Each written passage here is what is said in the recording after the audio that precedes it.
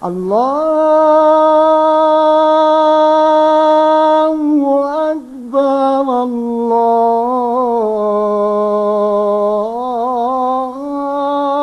اکبر لا الہ الا اللہ.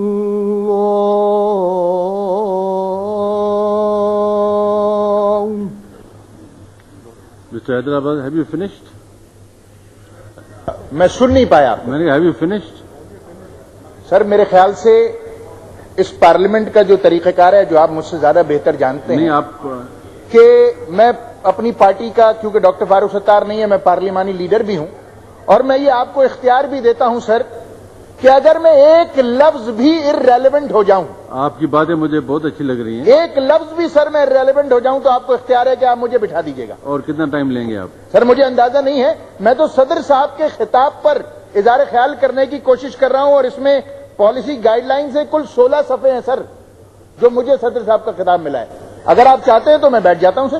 نہیں کوئی ایسا مسئلہ نہیں ہے. اوکے دین یہ کر دیتے ہیں سسپینڈ ہاؤس اس کے بعد دی پروسیڈنگ سر قائد حزب اختلاف نے 2 گھنٹے تقریر کی ہے سر. The proceedings of the House are suspended for Maghrib prayer for 20 minutes.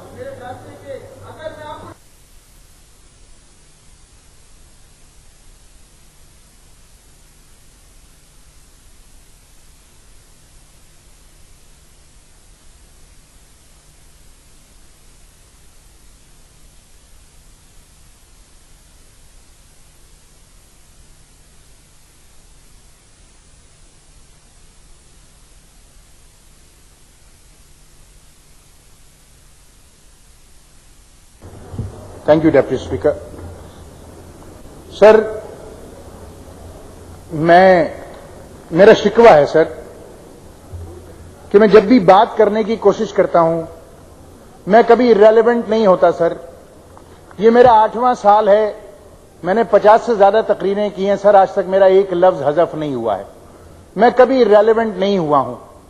میری یہ سمجھ میں نہیں آتا کہ سر جبکہ میں اپنی پارٹی کا لیڈر بھی ہوں سر مجھے کیوں انٹرپٹ کیا جاتا ہے. یہ میرا شکوہ ہے چیئر سے سر. میں اس شکوے کو سر کس نے انٹرپٹ کیا سر ہر بار انٹرپٹ کرتے ہیں کبھی خورشید شاہ صاحب آتے ہیں کبھی چیئر سے انٹرپشن ہو جاتی ہے سر. نہیں میں تو کم از کم سر آپ کی بات نہیں کر رہا چیئر پر جو بھی ہوتا ہے سر چیئر آپ نہیں ہے سر. نہیں شاید وہ اذان کو وقفہ کیا ہو اور شاہ صاحب جانے آپ جانے کیونکہ چیئر سے ہم کوئی انٹرپشن نہیں ہو سر. آج ایسا نہیں ہوا ہر بار تو ریکارڈ پر ہے سر آپ کے سامنے.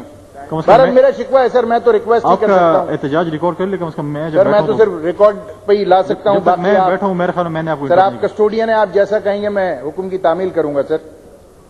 سر میں عرض کر رہا تھا کہ صدر صاحب کی تقریر کے 2 حصے ہیں. ایک میں انہوں نے 18ویں ترمیم کو ڈسکس کیا اور دوسری میں انہوں نے عوامی مسائل کی طرف توجہ مبذول کرائی حکومت کی. میرے مجلس میں نے عرض کیا آخر میں کہ چاہے وہ صوبہ ہزارہ کی تحریک ہو چاہے سرائکی صوبہ یا جنوبی پنجاب ہو آپ اس کو جو بھی کہنا چاہیں ہمیں اس پر کوئی اعتراض نہیں ہے اور ہم اس کو بھرپور سپورٹ کریں گے جس طرح ہم نے پختونخوا کو سپورٹ کیا. جناب ڈپٹی اسپیکر پاکستان میں ایک اور بھی صوبہ ہے گلگت بلتستان کا. ہماری خواہش تو یہ ہے کہ وہاں کی حکومت کو بھی ایک مکمل صوبے کی طرح تمام تر طاقت دی جائے وہاں کے فائنانسز دیے جائیں اور اس کو اپنے پیروں پر کھڑا کیا جائے اور اس کو بھرپور سپورٹ کیا جائے اور وہ بھی ایک مکمل صوبے کی طرح ایکٹ کرے. کیونکہ اگر وہ نہیں کر پا رہے تو آپ دیکھ رہے ہیں کہ وہاں کی صورتحال کیا ہے.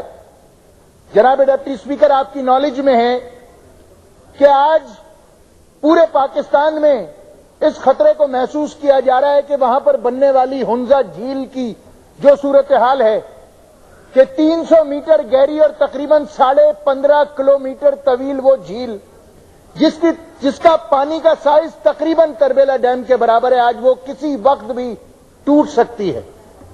جناب ڈپٹی اسپیکر آپ کو یاد ہوگا کہ 15 فروری سے لے کر آج تک متعدد بار ہم نے فلور آف دی ہاؤس پر یہ آواز اٹھائی کہ ہنزا جھیل کی صورتحال خطرناک ہے اور کبھی بھی وہ ایک بہت بڑے ڈیزاسٹر کی صورت اختیار کر لے گا. مگر ہماری آواز پر کان نہ دھرا گیا اور آج صورتحال یہ ہے کہ حکومت یہ بتا رہی ہے کہ کسی وقت بھی ہنزا جھیل کا پانی جو ہے وہ فلو کر سکتا ہے.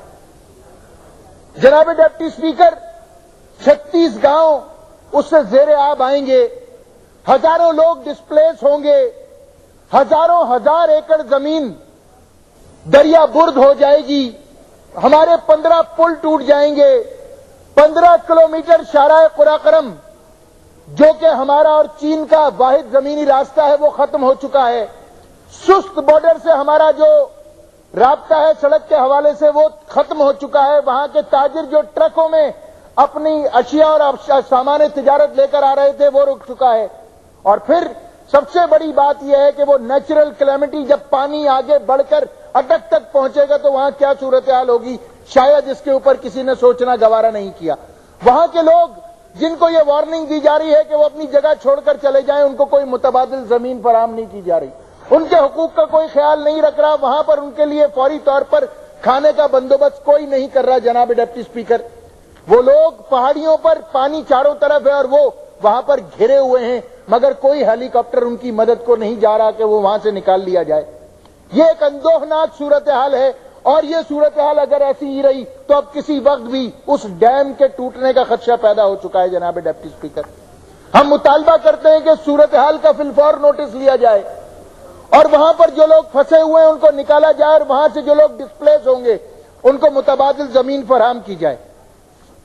جناب ڈپٹی اسپیکر، یہاں پر صرف یہ بات بھی زیر غور ہے کہ صوبائی خود مختاری کے حوالے سے جو بات کی، اور صدر پاکستان نے اس حوالے سے پیج نمبر 3 پر جو فرمایا کوٹ ان کوٹ، اور صوبوں کو اس سے ایسی صوبائی خود مختاری مل جائے گی جس کی پہلے کوئی مثال نہیں ملتی۔ جناب ڈپٹی اسپیکر، صدر صاحب کا کہا سر آنکھوں پر، مگر ہمیں یہ بھی ذہن میں رکھنا ہوگا کہ جب تک صوبوں کو معاشی خود مختاری نہیں ملتی وہ مکمل صوبائی خود مختاری کے زمرے میں نہیں آتی۔ 17ویں ترمیم مکمل، 18ویں ترمیم مکمل صوبائی خود مختاری کی طرف محض پہلا قدم ہے۔ پاکستان کے عوام کے مطالبات اس سے بہت زیادہ ہیں، ابھی تو ہمیں معاشی خود مختاری حاصل کرنی ہے، لہذا میں اس کو مکمل صوبائی خود مختاری تسلیم نہیں کرتا، اور ابھی صوبائی خود مختاری کے سبجیکٹ کے حوالے سے ہماری منزل بہت دور ہے۔ جناب ڈپٹی اسپیکر، یہاں پر صدر صاحب کی تقریر کے حوالے سے جو انہوں نے 18ویں ترمیم پر بات کی، میں اپنی بات ختم کرتا ہوں، اور اب اس کے بعد صدر صاحب نے جو عوامی مسائل ڈسکس کیے ہیں میں ان کے بارے میں بھی اظہار خیال کرنا چاہوں گا۔ جناب ڈپٹی اسپیکر، سب سے اہم اور پہلا نقطہ جو انہوں نے عوامی مسائل کی جانب توجہ مبذول کراتے ہوئے کہا وہ معیشت کا ہے۔ جناب ڈپٹی اسپیکر، اپنی تقریر کے اس میں جناب صدر نے معیشت کے لفظ کو 5 جگہ پر استعمال کیا ہے، اور جب کوئی لفظ صدر کی تقریر میں 5 بار استعمال ہو تو آپ یقیناً اس کے معنی سمجھتے ہیں کہ صدر پاکستان نے حکومت پاکستان کی توجہ مکمل طور پر اس جانب مبذول کروائی۔ وہ صفحہ نمبر 7 پر کہتے ہیں کہ میں آپ کو یہاں پر یہ بھی یاد دلاتا چلوں کہ حکومت کو پہلے ہی دن سے ورثے میں ایسی کمزور معیشت ملی جو بجلی کی قلت، گردشی قرضے اور عالمی کساد بازاری جیسے مسائل میں گھری ہوئی تھی۔ اس کے بعد آگے کہتے ہیں دیہی معیشت کی ترقی سے قطع نظر میں تسلیم کرتا ہوں کہ مردوں اور عورتوں اور بچوں کو معاشی مشکلات درپیش ہیں۔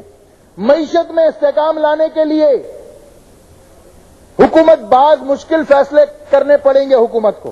معیشت اب بحالی کی راہ پر گامزن ہو چکی ہے۔ اپنی تقریر کے دوران وزیر اعظم نے معیشت کے لفظ کو 5 بار استعمال کر کے یہ ثابت کیا ہے کہ پاکستان کی معیشت فی الفور توجہ کی متقاضی ہے۔